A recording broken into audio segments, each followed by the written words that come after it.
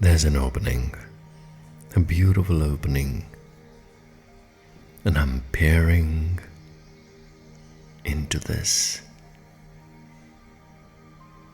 And you also do it often, walking a few steps to the inside, and then perhaps retracing and giving up and coming back, not staying for the whole course, which probably is not too much of a walk either.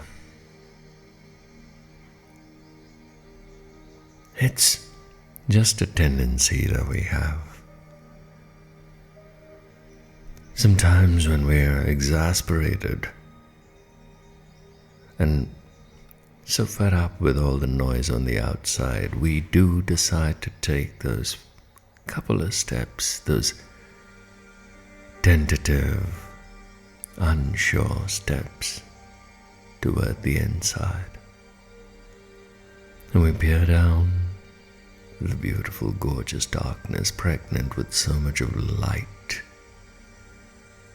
When we take those 2 steps, we stop in our tracks and we turn around and we just have this instinct that tells us that we don't have the courage to face ourselves, to look into the brilliant light that we actually are, to see eye to eye and acknowledge the grandness that we are on the inside, waiting like a secret to be revealed. A myth continues to live that you and I are incomplete, so imperfect, so lacking so much, that we continue to live and believe that story on the outside, that story that brings in more grief and more longing and more needing to complete ourselves. And every time we take those 2 steps on the inside, we're pulled back by the incessant noise and the voices on the outside that are telling us, hey, don't go down there, you won't find nothing. It's just a hollow pit of deep sadness there. And we fear the one inside the inner cave, the one with all the light, all the generosity, all the patience for us to return. And we continue to go back and engage in the outside world, trying to figure out the next goal, the next target, trying to strategize and aspire for the next grand achievement that's going to make us feel more acceptable and more complete. And the world on the outside, the well-wishers, the loved ones, as incomplete and as insatiated as we are, help us raise the bar. They inspire, they motivate in their own innocent way. Keep telling us, come on, do this and you'll feel more complete. Do that and you would have arrived. Achieve this, acquire that. Make this happen, turn this company around. Last this marriage, raise those kids. And you would have arrived. Become the greatest artist of them all. Write some beautiful verses, paint some canvases. Be the greatest singing voice, and you would have arrived. And somewhere on those peaks of Mount Success, there's terrible loneliness, because then you're staring back inside and asking, what next and what now? The sheer incompleteness in one department or the other continues to linger because it's been programmed into us from our childhood to feel inadequate, to remain incomplete, and yet we continue to heed those equally wounded, incomplete voices that lack the awareness that it's a matter of 2 steps on the inside. And if we turn around in pure desperation and frustration,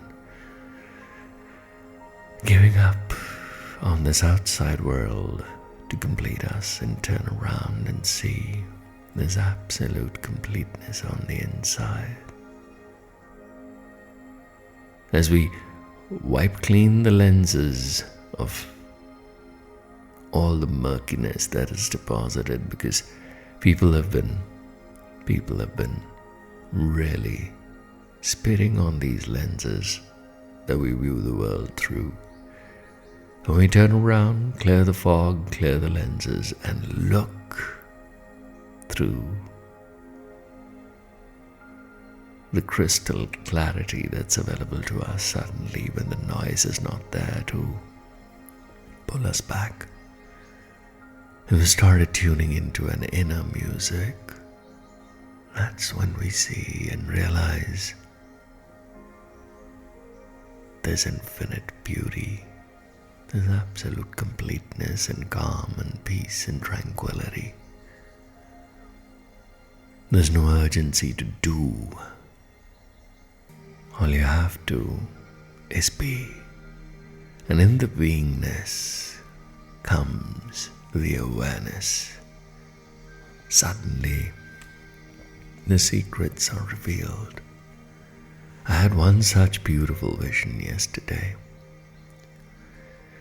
There was one text that talked about the double helix, the coiling up of the DNA, and those endless, beautiful structures that braid life's information.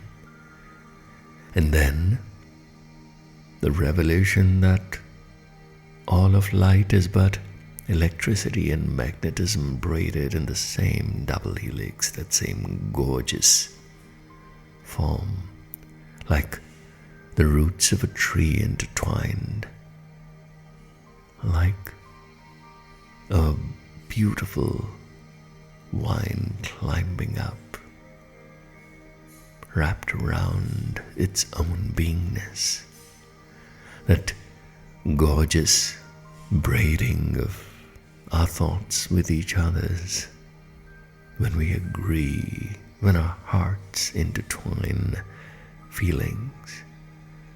All of these thought and feeling energy patterns in the double helix of the DNA and all of light, everything is braided, intertwined.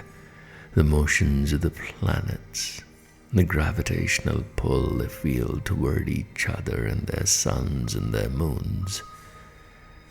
Everything is a gorgeous braiding of energy, and there's that creator braiding everything all the time into oneness, into one gorgeous design of interdependence, of connection, of being so into each other.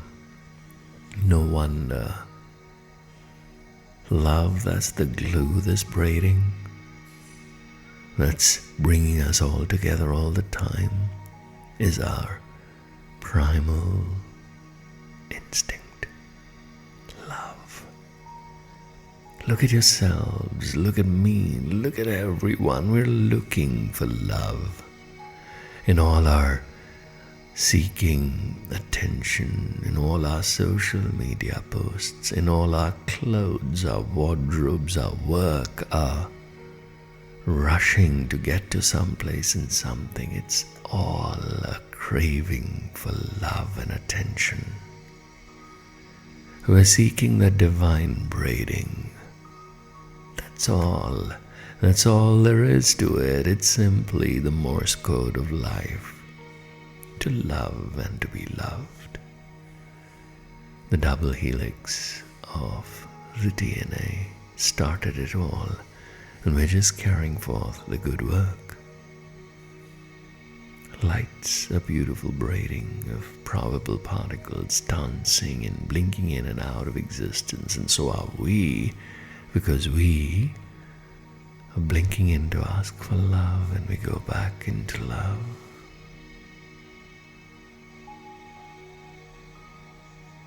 And if the entire complexity of being alive,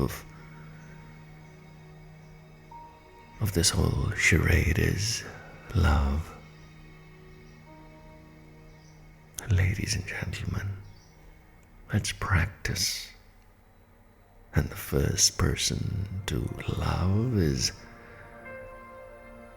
the one who's been beaten, bruised, and broken by too much of the outside critical voices, coming in from equally bruised and broken hearts and souls.